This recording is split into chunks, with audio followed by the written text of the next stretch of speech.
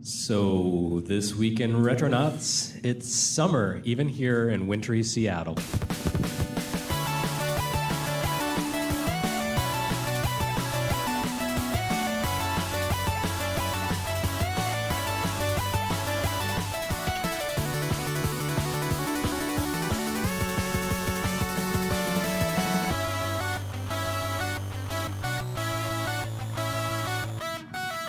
And this is where Bob would hum the theme. I said the new theme is way too fast for me to hum, so... Okay, fair the enough. old theme feels more like a dirge in retrospect. How fitting. Hi, everyone. Thanks for coming out here to our first ever standalone Retronauts panel at Seattle Retro Game Expo. And I'm the host of this panel, Jeremy Parrish, and the other hosts are with me here in front of you. Hi, I'm Bob Mackey, and I'm a little too loud, it sounds like. How's it going? Also, some of you paid for us to be here, so the pressure's on. Yeah. And I'm Ray Barnholt, and this is my first live Retronauts, and also I'm from Washington, so it's great to be here in Seattle.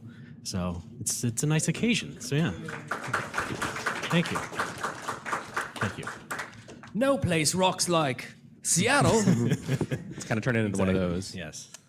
So, this is our first ever Kickstarter-funded public appearance, and those of you who supported us and made it possible for us to be here, thank you very much. And we hope that this lives up to your expectations. Hopefully your expectations aren't incredibly high, so it's easier to do that.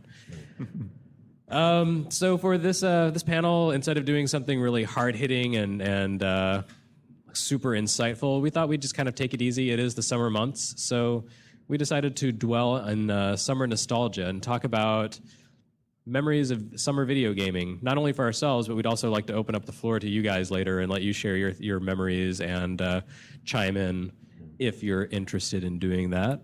This was not my idea, by the way. This is not tied into my magazine, Scroll Issue 10 Summer Now. Well, now you put the idea in all of their heads, Ray. ScrollVG.com? No. No, not .com, sorry. .vg. .vg. Thank you. Anyway, guys, should we start with doing the usual lamentations about Virtual Console? Because it just wouldn't be Retronauts without those. I think we should. Okay. So, Virtual Console this past week. How about it, huh? It was one of those weeks where Nintendo managed to put out a lot of really great games that they wouldn't have been able to do if they gave you things like cross-purchase on multiple platforms. But since they keep everything nice and separate, they managed to sell us another copy of Super Mario Brothers 2, even though they just offered one a couple of months ago. Good job, guys. Yeah. Hey, So, it's that a was nice of classic. them. So what were the titles this week? There was Donkey Kong for the NES and also Metroid for the NES. So if by some chance you've never played these games in the multiple chances you've had, then you're in luck. Yeah, and actually the Donkey Kong is worth mentioning because it's actually coming out tomorrow as part of the 30 games for 30 cents for the 30th anniversary of Famicom thing. And technically right now it is July 15th in Japan, which means that it is technically the 30th anniversary of the Nintendo Famicom. So that's kind of cool. I'm sure we'll be talking a lot about... Wait a sir. Oops. Wow. That had to happen. Party foul. Party foul. Yeah, so I'm sure we'll be talking about some NES games over the course of this hour. But if you haven't heard it already, our first episode of the new Retronauts Volume 3 actually talked about the Famicom's 30th anniversary as well as the 30th anniversary of its simultaneous competitor, Sega's SG-1000, which eventually mutated into the Master System. So you've probably played some variant of the games that came out for that. Now, I know in 1983 no one really knew what they were doing, but when do consoles normally launch in Japan? It seems like it's not in the window that we always have, Thanksgiving shopping season. Oh, yeah. Well, it has been most recently. Yeah. Oh, really? It's Okay. all been like global launches, basically. Yeah, I mean, the difference in the way the launches happened for those systems versus the way they happen now shows a lot about how the industry is kind of solidified and matured. I have no idea why both Nintendo and Sega independently decided July 15th would be the day to launch their new systems. I don't know if it's a summer vacation thing or what, but the Famicom eventually became the US, but it didn't launch in America for like 2.5 years after that. I can't even imagine a console having a 2.5-year gulf between launching in one region and another. Although maybe Xbox One will kind of do the progressive rollout thing and eventually make it to Japan a few years later. It's been kind of a little weird on that front. Did they have to wait for Rob to be ready, you know? Japan's buyers are kind of like America's buyers were in 1983, and that they don't really want anything to do with the Xbox, I think. You see, if Rob had launched in the 90s, it could have taken advantage of the Pog craze, and Rob could be stacking Pogs for you. Yeah. I mean, I'm sure that's what a buddy does, right? He organizes your Pogs. Yeah, you can do Ray, that already. Yeah. And of course, the Xbox One already has its own Rob that stares at you forever. One unblinking robot eye connected right to the government. Yeah. So anyway, I guess that's probably all the banter we're going to do about that topic. Yeah, unfortunately, not even an exciting virtual console week to complain about, really, because the games are just like, oh man, they're good. How else are we going to complain about these? But why doesn't Nintendo give us the Pie Factory as DLC for Donkey Kong? Yeah. Well, who has played the Pie Factory? You have to go through special channels. It is a cement factory, you know. Oh, it's a cement factory? Those are piles of cement. Those are awful pies. Yeah, I'm assuming that the game that's coming out tomorrow is not the special edition that they released for 3DS last year. It's probably just the same old NES ROM that we played and is lacking that kind of crappy, lackluster level that they dropped for no particular reason. Right. Yeah. No doubt. More fun than math, though, with Donkey Kong. I find that funny that they got an ape to teach you math and they got Popeye to teach you English. Oh, yeah, that's right. All right. Yeah. Doesn't How seem do to you work spell out. it? I would need like the katakana in front of me.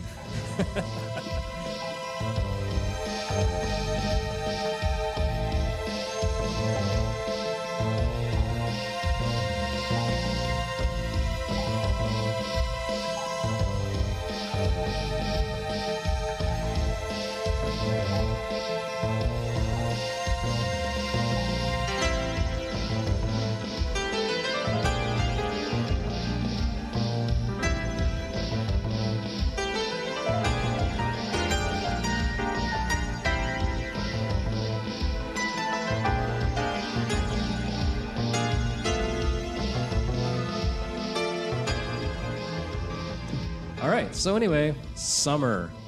Like I said, it's summer out there, and summer's kind of a lazy time, so we're just going to kind of stroll down memory lane talking about old video game memories. And we hope you guys will jump in a little later and talk about your own personal memories. So that I'm not putting everyone to sleep with my sleepy voice, why don't we start from Bob's end of the table and I guess share I with need Bob, to. what is your most beloved summer video gaming memory? Well, I'll bring up a certain phrase, and you guys in the audience can let me know if this sounds familiar. The summer of adventure. Anybody? Nothing? Nobody? Okay. Well, this was a promotional campaign by Square back when they actually made games. And this happened in the year 2000, and what happened in that year was they were very prolific because they still had money. So every month from basically April to September, there was a new game. But 3 big RPGs came out in the year 2000, Legend of Mana, Threads of Fate, and Chrono Cross. And I want to count Vagrant Story because that came out in May. It wasn't part of their campaign, but it should have been, so I'm grandfathering it in. Didn't Saga Frontier and Front Mission 3 also come out that year? I Not as looked part it of up the campaign? today, and those were winter, so that was more like the winter of adventure. So, but yeah, the summer adventure. The phrase is kind of misleading because releasing 3 RPGs in the summers, it's more like the summer for shut-ins because you're not leaving your room, Right.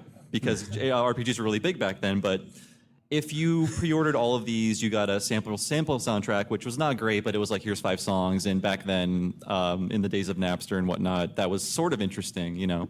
And also, I just found this out today, that if you pre-ordered them all at GameStop or Babbage's or Software, et cetera, whatever the multi-tentacled family of game stores that existed back then, you got a free knapsack that probably would have disintegrated within minutes, but it was still there. It's So for your adventure. yes. So you can stay hydrated so you don't pass out and die like someone in a cafe, right? They also, in addition to the CDs and the knapsack, didn't they also release some physical goods? There was a Chrono Cross clock, Yes, right? the Chrono Clock. Yeah, it was really cheaply made and fell apart actually faster than the knapsack. Yeah. So, yeah, it seems like free would be the optimal price for that item. Definitely. So yeah, basically why this is important to me, and this will make some of you feel either really young or really old. The year 2000 was when I graduated high school, and like a lot of nerds who were into video games, I didn't really like high school that much. So this was freedom for me. It's like, okay, I don't have to go to school. I have a crappy grocery store job part-time, so I can just stay in my room. With the freedom of an adult, I can just stay in my room all summer and not do anything and play cool RPGs. And in retrospect, some of these games were not that good, like Legend of Mana. Hey. Oh, dear. Are you dissing Kawazu again? Yes. But Legend of Mana, I think we can agree in retrospect that that was maybe the first sign that things were not too... The Mana ship was on its way to the bottom of the ocean, right? I'm going to go to bat for Legend of Mana. Please I think do. it's one of those games that needs a little compassion and understanding to really properly appreciate. It was definitely different than the previous Mana games, Secret of Mana, Seiken Densetsu 3, Final Fantasy Adventure. In some senses, it was more limited, but in a lot of other senses, it was much more open and much less directed. It kind of had story paths that you could follow, but you had to find them on your own. And it basically just gave you this world to create and explore, and as you explored, you could create more of the world. And so there was kind of this back and forth between planning your world and then going out adventuring in it. It was really interesting. A lot of the systems, because it was directed by the Saga series creator Akitoshi Kawazu, some of the systems were a little bit half-baked. I would say they're more opaque than Dark Souls. Well, a As lot far of as, them weren't necessary. Like there was the whole golem crafting system. You could create golems, but you didn't really need to. It was just a thing you could do. Right. So yeah, there was a lot of discovery, and there wasn't a lot of point to the discovery. But it was a really interesting sandbox kind of game, in a different sense of the word sandbox than we think of now, like GTA. I will move on from that. I have no comments. Although I did try to play through it recently, and I couldn't play through it again. So we have Vagrant Story, which not part of the campaign, but it should have been. And is that on PSN? Yeah, it is. Okay, yes. I don't know how well that has aged because it seems like it was a game that was kind of pushing against the limits of the technology it was working with. I don't know. Would you guys agree with me? I mean, you needed like an entire memory card to save. The menus were lots of loading times. I don't know. It felt like a very cumbersome game, but there was a really good game underneath all the layers of, I don't know, menus and loading and everything like that. So, do you guys have good memories of Vagrant Story? I mean, I know Jeremy, you like it a lot. Yeah, Ray, how about you? I've bored people with it. So I've barely played it. So, I mean, but I think it's more elegant than you give it credit for. I have to go back. It does have some technical problems that have to do with the PlayStation hardware, like the loading times for the menus. You're specifically talking, I think, about the crafting menu. And that's because it had so much storage capacity that it had to load from the memory card every time. And the I/O on the PlayStation memory card was really slow.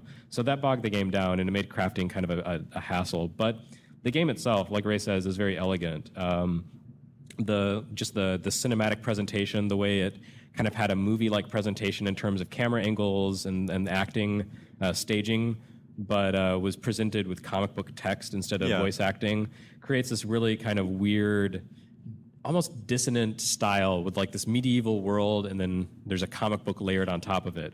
But it's really distinctive and unique. And, of course, the story, it's one of those Yasumi Matsuno games like Final Fantasy Tactics and Final Fantasy 12. So it's pretty elaborate and multi-layered, but I thought it was an interesting story, and it really compelled me. The one really big problem to the game is that it was supposed to be like 10 hours long or so, and when it was play tested, people in the company said, no, it needs to be longer than that. So they took big chunks of the game and duplicated them and just padded out the experience to like 20 or 30 hours, despite the fact that the game was really meant to be much leaner than that. So it does suffer from that kind of PlayStation era. Every game has to be incredibly lengthy problem. Didn't Vagrant Story come in a 2-disc case, even though it was a 1-disc game? It was sort of like I think it had was there a demo in there? Okay, that could have been how they introduced the Summer of Adventure, actually.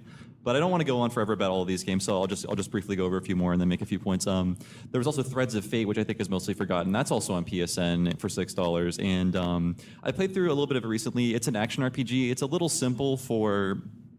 I don't know, even for the time it feels a little simple, but there's a lot of cool systems in the game. Like, you can learn, you have 2 different characters, they each have their own stories, but you're not going to really understand the full story until you play through both of them. It's sort of like the zapping system in Resident Evil 2, so I can appreciate that.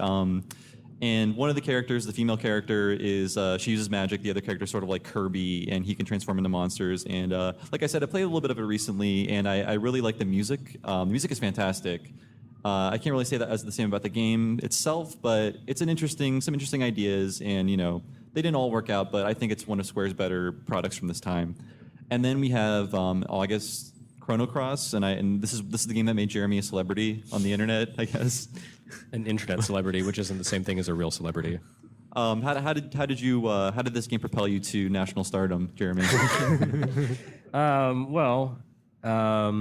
wrote a FAQ for the game. That's how.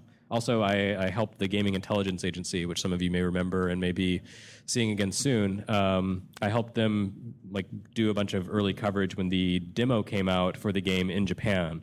So it was kind of the first extensive media that had been released for the game on the internet, and I happened to get a really early copy of it and went home from work and over my lunch break videotaped a playthrough of it and then started writing about it. So it was up and people were checking that out, and I linked back to my personal site in a very selfish kind of way, and a bunch of people checked that out. So that was that. But I think in 1999 you put up MP3s that you ripped from the demo on your website. I did. And that's how I burned my first CDR from That's amazing. Chrono Cross Wow. demo music. Wow.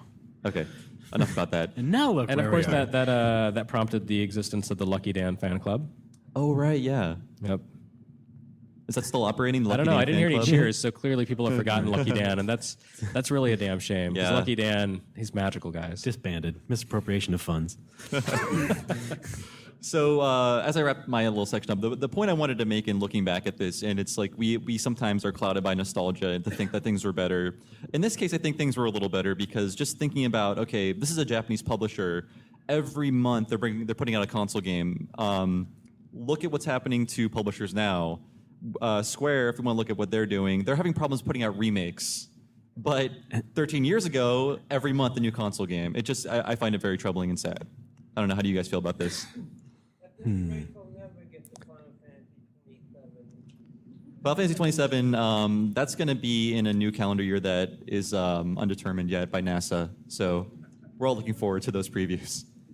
How about you guys? What do you feel about the state of, I guess, development? What does this say about development now? I mean, it's obvious, but I don't know if you guys have any comments about this or not. Well, I mean, I think you have smaller developers to look to for this kind of game, for this kind of experience, the indie developers, for the most part. Right. The big publishers don't. They're pursuing big profit margins, so they don't create as many smaller games like these. But that was kind of par for the course in the PlayStation era. It's just a change in the industry, very Right. similar to changes in the motion picture industry. And also, conceivably, Square does have games they could bring us every month. We haven't heard anything about Dragon Quest VII, Dragon Quest X, and I guess Bravely Default. They were held hostage and forced to release it or something like that. But that's just how I think things are Nintendo different. took pity on them and said, "Okay, guys, Yeah. we'll put it out for you." So yes, in conclusion, the past was better, and now I'm an old sad man. Yeah. Who wants to go next?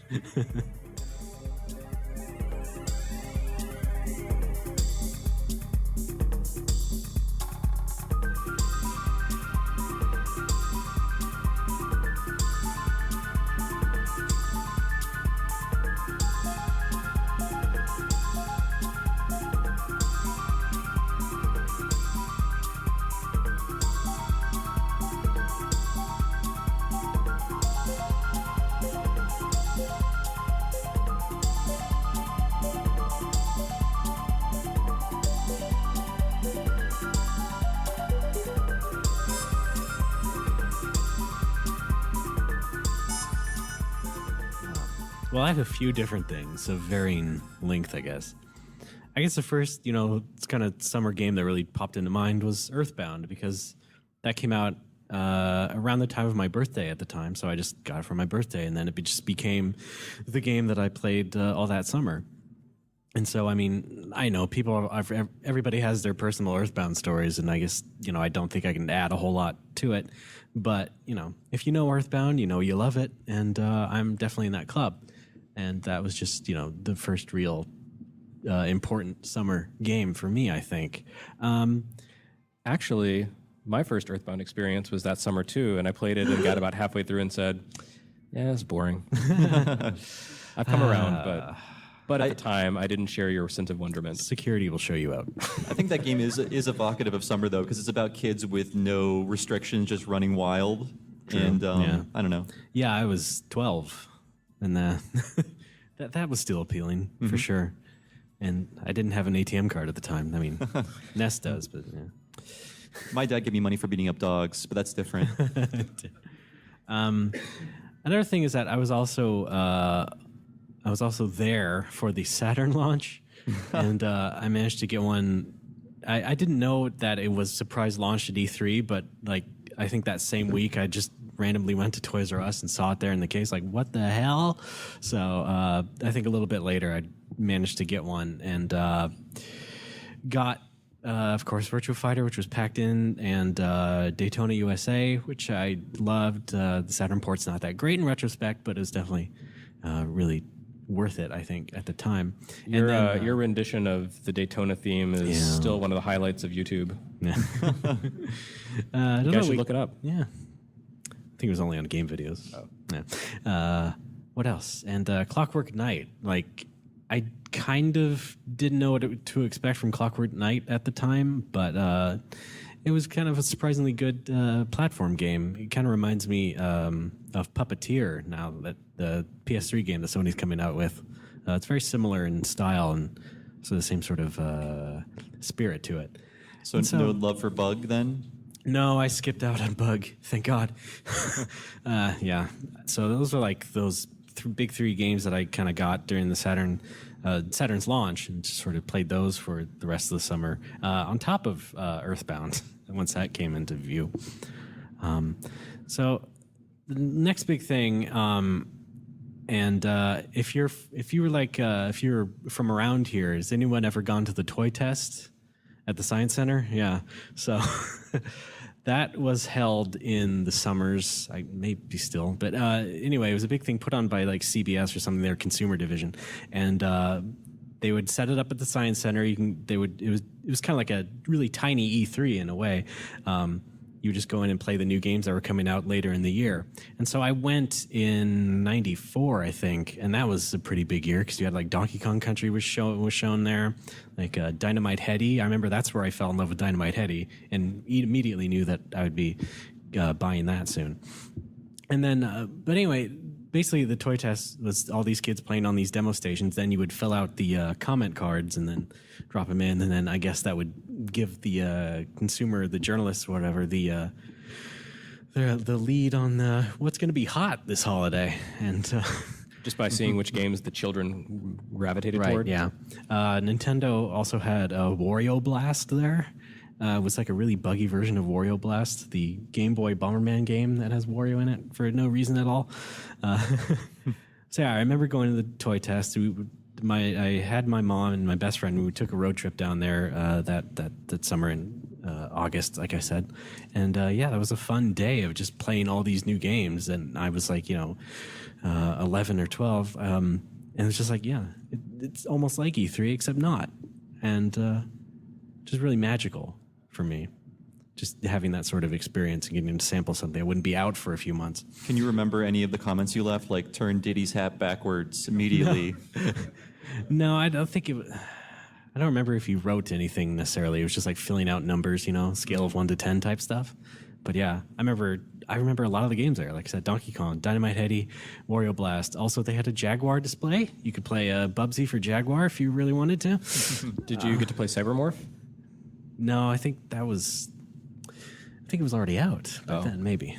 So you had already petted the kitty. Yeah. No, that's the one thing I never got on the ground floor on was the Jaguar. Sorry. I think they bust kids in from prison to play the Bubsy game as like a scared straight program. Possibly, yeah.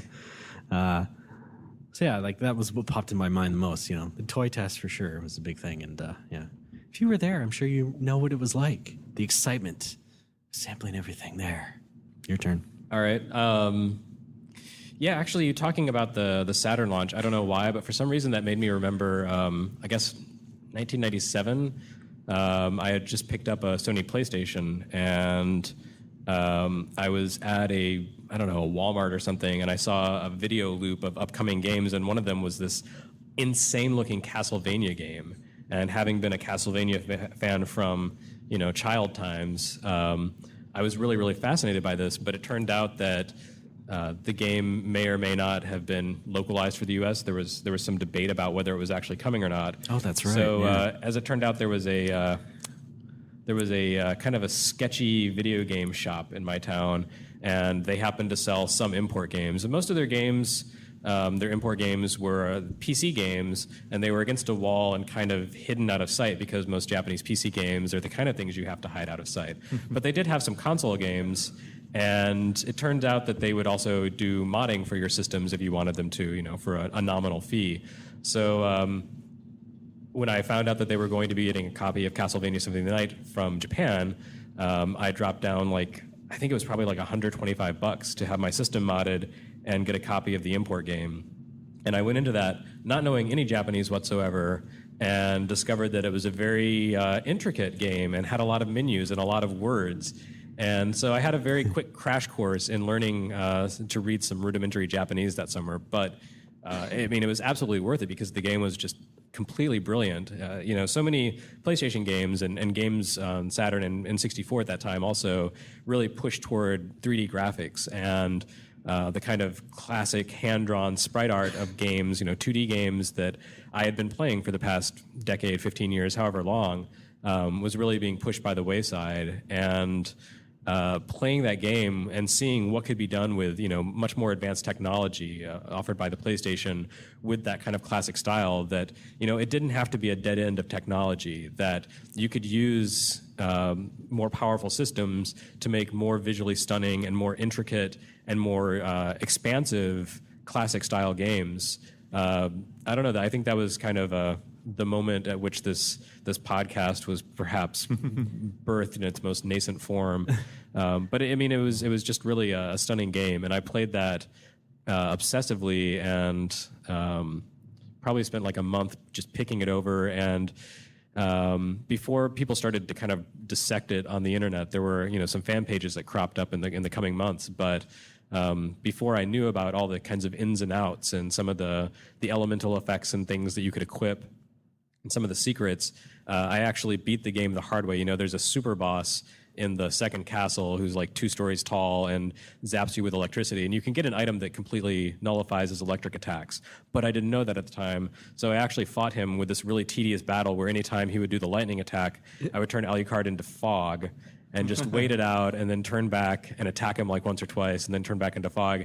It probably took like 20 minutes, and it was just completely stupid, but I did it and I felt really proud of myself. And then like a few weeks later, I learned about the barrel bracelet and said, oh, that was a waste of time. Did you figure out much more of the story after that? Did you learn anything more about that, or did you kind of like have to wait till it came out in English? I discovered that a man is a miserable pile of secrets. Right. That's kind of the essential. No, there were. Did you get the full impact of that in Japanese though? I'm more of a stack of secrets, neatly arranged. I didn't get the full impact of the exquisite English text, of course, in Japanese, but I did get the impact of the actual conversation they were having, because they actually voice acted it in Japanese as opposed to doing the "Die, monster, you don't belong in this world." I think the acoustics of this room match the acoustics of the room they recorded that in. I think they recorded the English version's voice acting in a bathroom, actually. Yeah. They just had a little cassette tape recorder and pointed it at a dude, and they're like, "Talk." No, but I did not actually figure out the secret ending on my own. But because those fan pages popped up pretty quickly, I was able to finish the game properly. But I don't know, that sense of discovery and mystery is something that has always been a big part of video gaming's appeal for me. Like not necessarily knowing what you're going in for, and then kind of having this experience that you don't expect and may not be able to figure out entirely on your own. You want to share with friends and trade secrets and tips and that sort of thing. And that was interesting because I was kind of living on my own and didn't know any people who liked video gaming at that time. So I was kind of experiencing that game by myself, but at the same time there was that communal social element that made me say, oh, the internet's really good for this kind of thing. Maybe I should pay attention to it. Yeah. So yeah, that was a pretty interesting experience for me. I don't know if you guys were interested by what I just talked about, but at least I enjoyed it.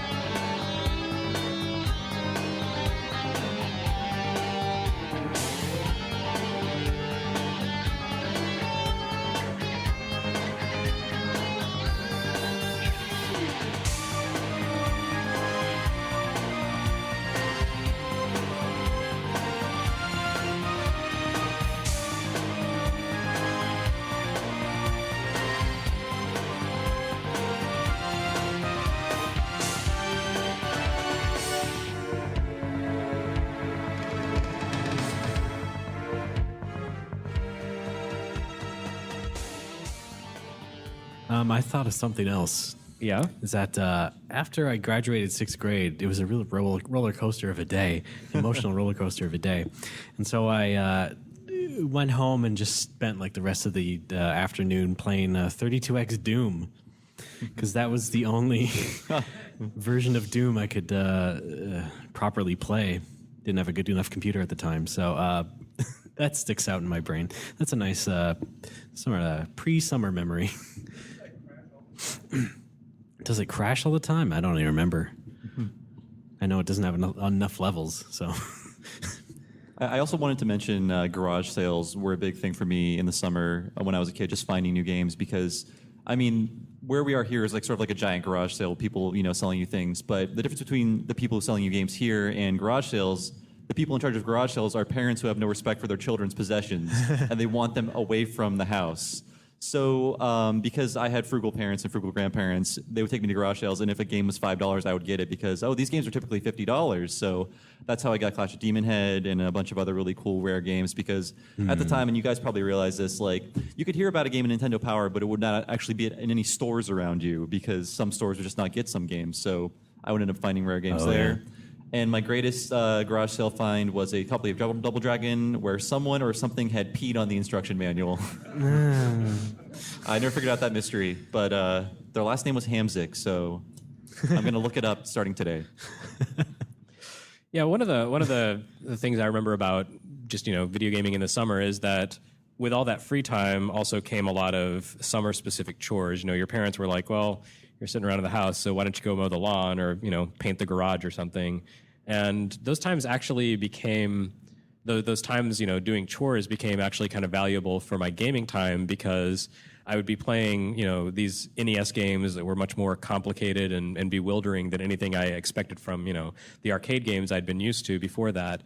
So I would get to a point in something like The Legend of Zelda or Metroid where I couldn't figure out what I was supposed to do next. And so I would go out and just like mull these things over in my head as I was doing chores for a few hours, and then I'd come back and would have settled on a solution. So I came up with, I just thought of a very great image of you setting bushes on fire in your front yard and then going back to Zelda. It's like, yes, that's exactly what happened. Yeah. When you live in West Texas and it's very, very dry, it's a really good idea to set everything on fire. Well, you don't know what treasures you're going to find, so... Staircases. Such as a new house to live in. Oh, yeah. Insurance claims, great.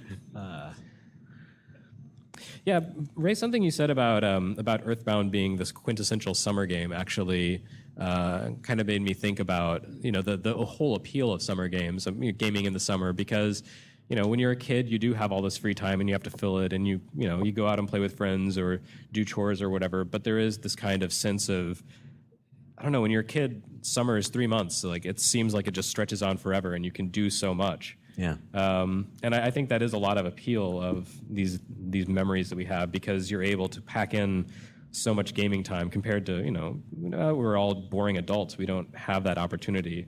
We have to kind of take our gaming sessions when we can, or stay up really late and sacrifice being competent at work the next day. Right. And of course, it helps being an RPG nerd at the time too. Yeah, because you can, you're always going to have these new releases to play, these brand new adventures. You can have your own summer of adventure, depending on what platform you have and what you're into. Yeah, the rise of the rental market, I think, made summer vacation a lot more tolerable once that started to take off. There was a Hastings, which was I think local in Texas, game and music and bookstore, and they started doing game rentals. And there was one summer, probably 1989, 1990, and they started offering these coupons where you could rent something and then be able to, I think, get like 3 free days of rentals. And I hoarded all these coupons that I could find.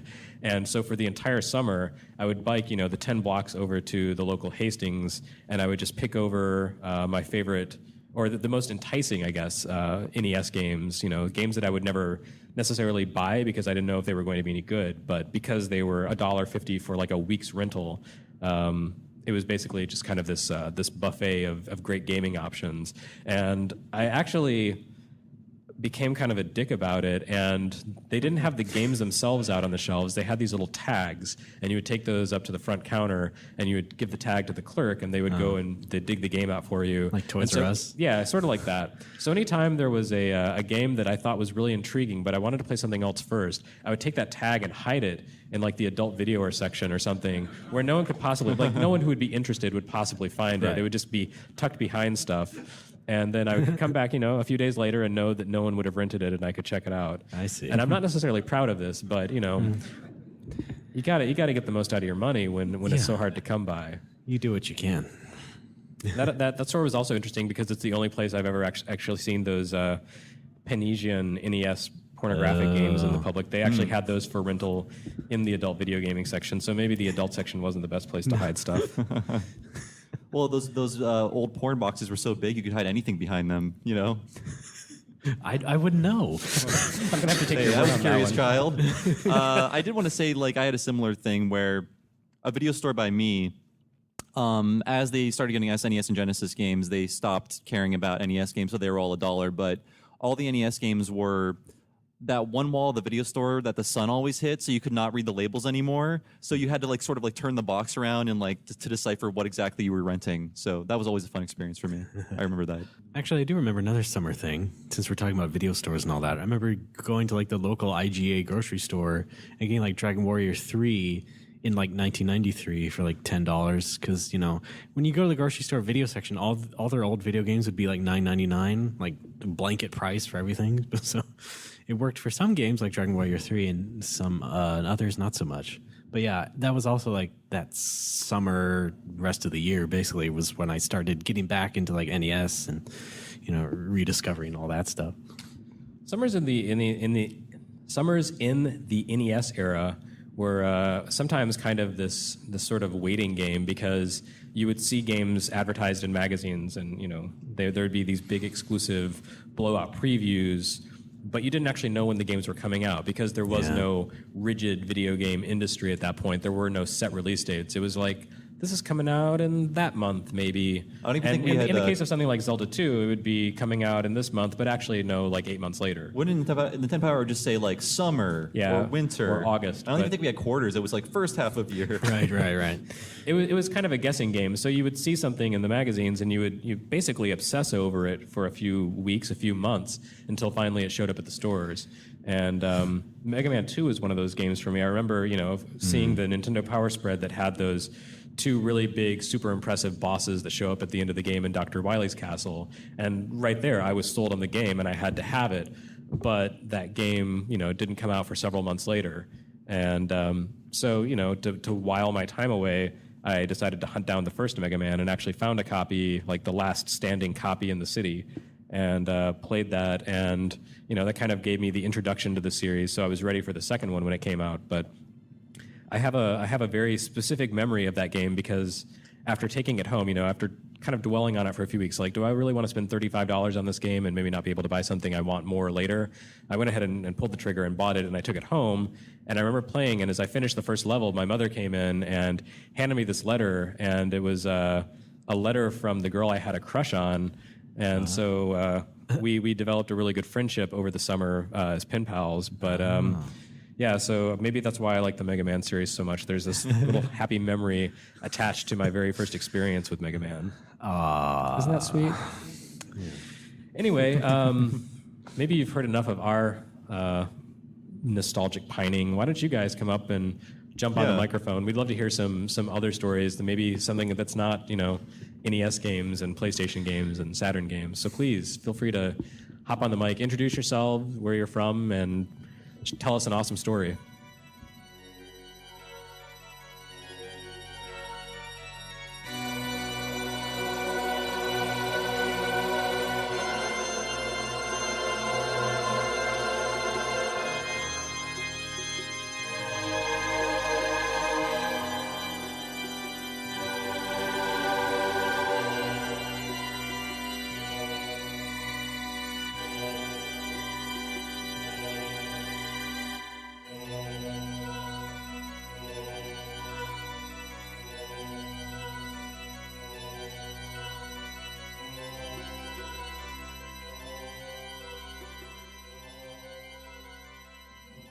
Okay, my name is Ian. I'm from here in Seattle. Two of the games I think I played a lot during the summer was I played a lot of Super Mario RPG. It was a really interesting game.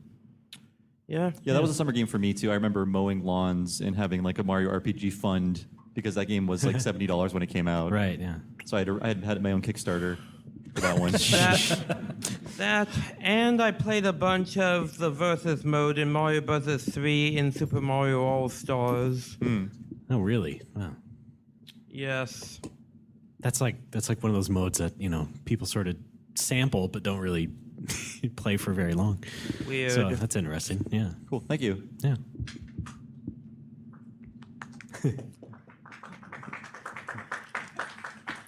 Hi, I'm Jim. I'm from Rhode Island.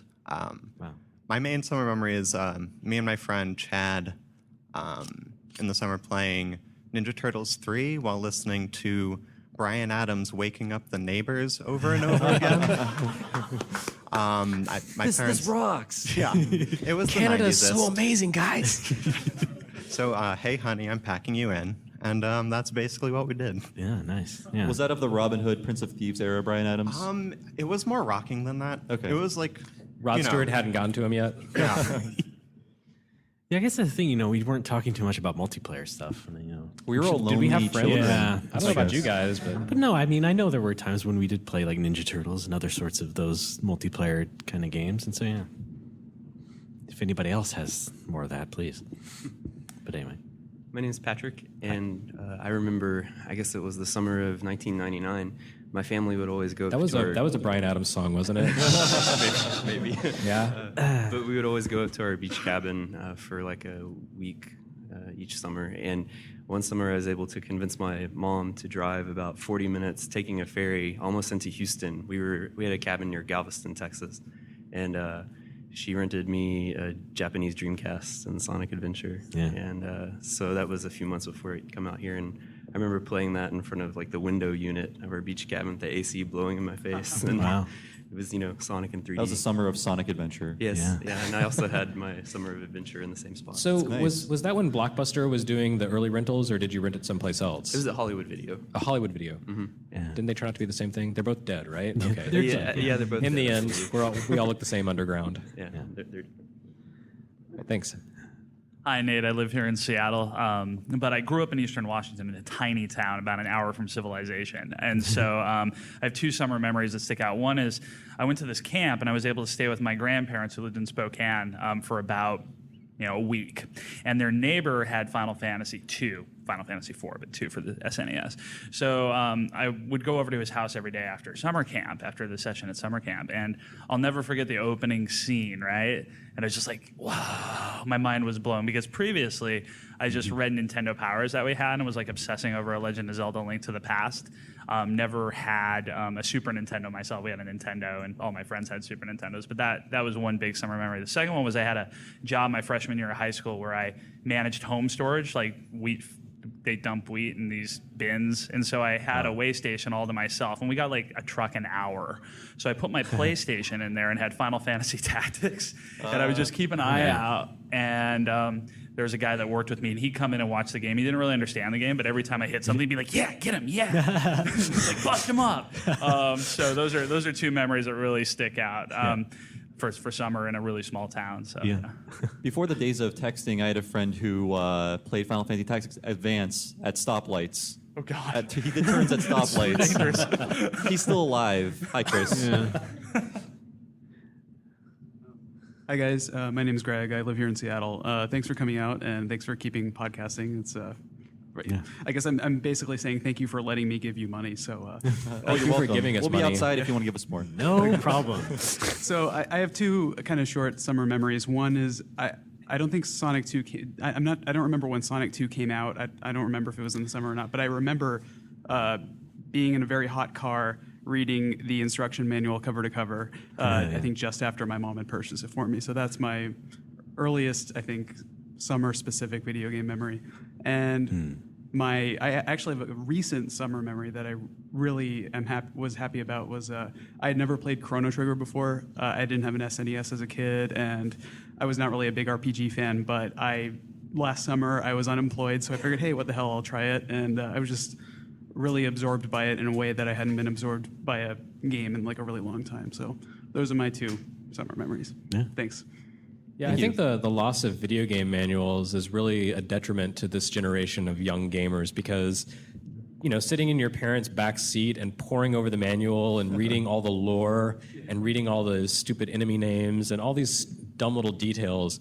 I don't know. That was part of the experience, the excitement of you just bought a new game and you can't play it yet, but you're kind of like filling your brain with as much of that content as you can until you can actually plug it into your system. Well, and now you get to read like the safety tips. On the ride home, you can memorize your Nintendo Club code and put it in, you know. Sure. I'm going to type this in by memory. Right. I think that moment of anticipation is one thing that might be lost today. So that's a little sad. Thanks, guys. No problem. I will say Sonic 2 came out on Sonic Tuesday. I know, but Which is- what Tuesday it would have Was it in November? Wasn't it the Tuesday after Mortal Monday? It was the fall. It was the fall. I think Wacky Races Wednesday was the end of that naming scheme. Man, I'm sorry. You're not forgiven. I'm Sam. I'm from Ohio, and I've got 2 quick memories. One of them, during the summers, my parents would often go camping at a campground. And so being in a trailer is not a lot of room to play multiplayer games, and this was the summer N64 was really big. And so I made some friends with some guys at this campground. We're like, oh, let's play Diddy Kong Racing and GoldenEye. This is going to be great. But we had no place to play. So after we mulled over what to